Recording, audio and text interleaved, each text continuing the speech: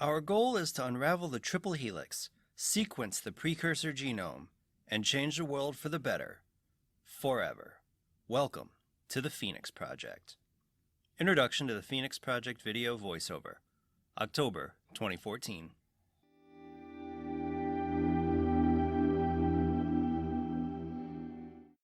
Hello, I'm Andrew, and I want to welcome you to Visions of the Past, a podcast all about the lore of Assassin's Creed. This is episode 72, and today we're going to talk about the Phoenix Project, what it was, what it set out to do, and what it ultimately became. Before we can get into what the Phoenix Project was in Assassin's Creed, the first thing we have to mention is where we see evidence of the project. While the project has its roots in Assassin's Creed 4 Black Flag, it's not named until Assassin's Creed Rogue, and then showed up again in Assassin's Creed Unity, Assassin's Creed Syndicate, has a mention in Assassin's Creed Chronicles Russia, and has its final presence in the comic, Assassin's Creed Uprising. We can't talk about the Phoenix Project itself, though, without talking about the events and introduce a few of the more important things that lead directly into its creation. First off, Abstergo Industries. Abstergo Industries, which I detailed more in episode 20, is an organization that publicly aims to further human civilization. They do this by looking into the past, using machines such as the Animus.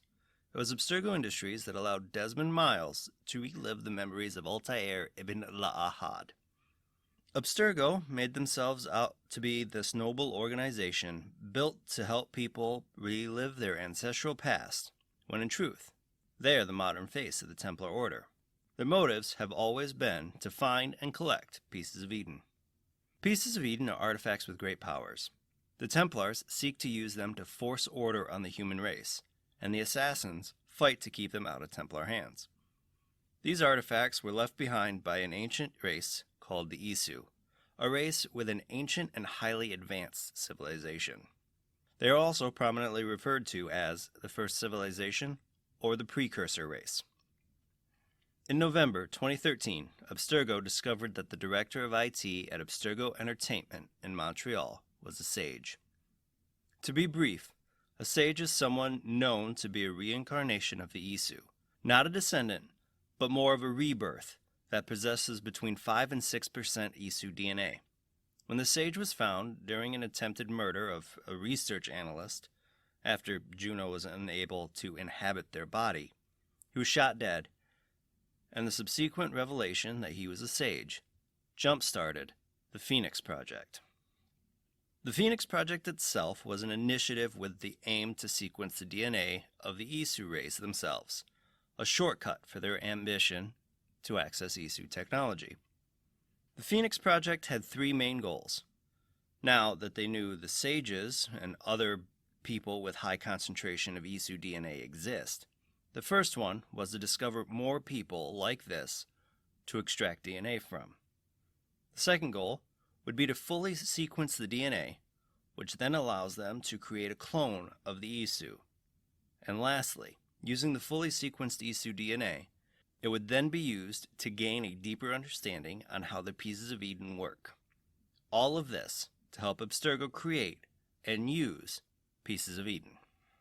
The human DNA as we know it has a double helix structure.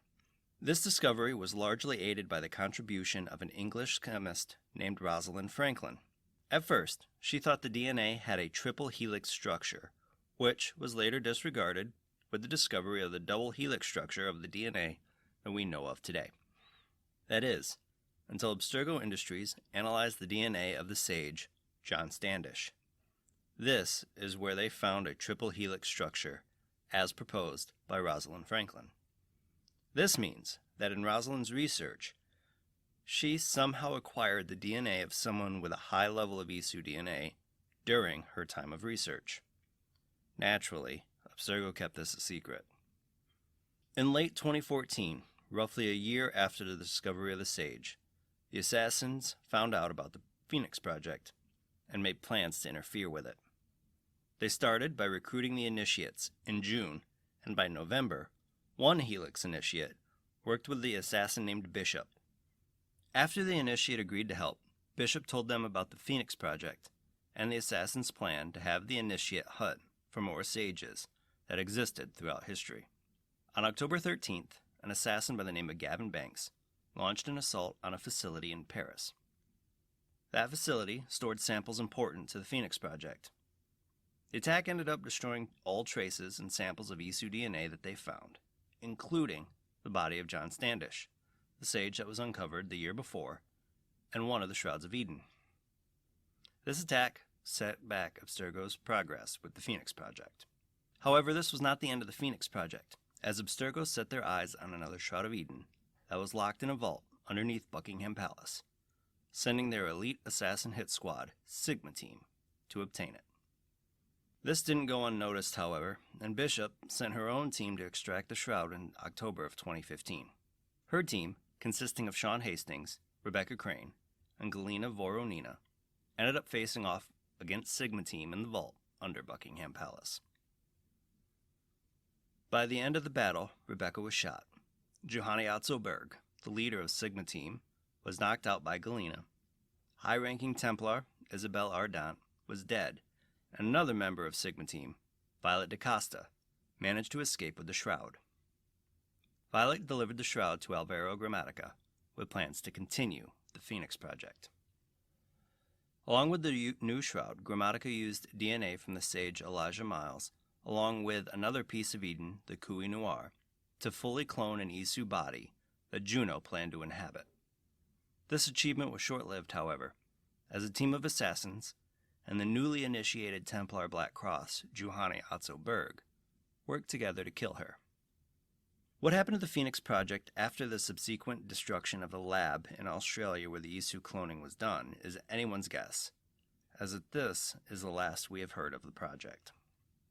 All in all, the Phoenix Project lasted almost 5 years, and had some pretty lofty goals that Abstergo was, for the most part, able to complete. The fact that Alvaro Grammatica was able to clone an Isu body, even though he possibly also gave it superpowers, is an incredible achievement. Though they were not able to do anything with it because of Juno's infiltration of the project, making it more about cloning a body for her to inhabit instead of for Abstergo to use it to relive Isu memories. I do have a few questions, though, about the project, based on the information that we have. We can assume, because Grammatica cloned the body, that they had fully replicated the Isu genome. If that's the case, what happened to the data? If they had all of the information saved on site in Australia, that is really poor planning on Abstergo's part. From a data standpoint, you always save a copy off-site as a backup in case of catastrophic failure.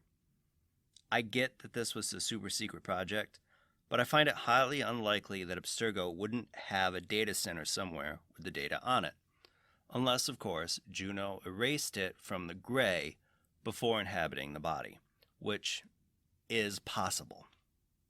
But let's assume that they have the data. What have they been doing with it the last 3 years? Were they able to use the Animus or Helix tech to view Isu memories? Does a clone have the same genetic memories as who they're cloned from? And if they have all of this genetic data, will they even be able to create their own pieces of Eden? We know it's possible for humans to create Isu-like artifacts, as we've seen that with Altair's armor and the Eagle of Shugair, but are these items made from adamant, or were they able to find a different material? I believe that they have to be made from adamant, especially the Eagle of Shugair, considering its powers. But would Abstergo be able to find any adamant in the modern day? Everything that we've seen on the Phoenix Project makes me curious about the possible future of it. Sure, it's unlikely we'll hear mention of it again, but what if Alethea and Bassam know about the project and want to do what Juno did? There is a perfect setup for Alethea to get out of the staff of Hermes Trismegistus by using a cloned body. But what about the return of their children? We know that is a big deal for Bassam to bring his family together.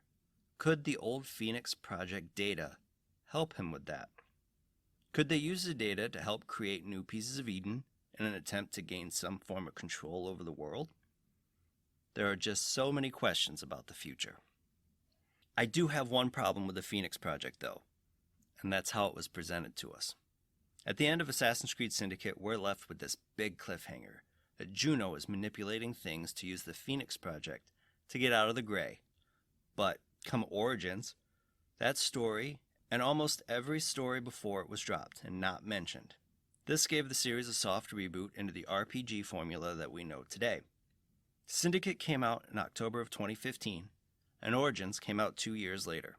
But before Origins came out, and we knew we were getting a soft reboot, the story was picked up in February 2017 within the comic Assassin's Creed Uprising.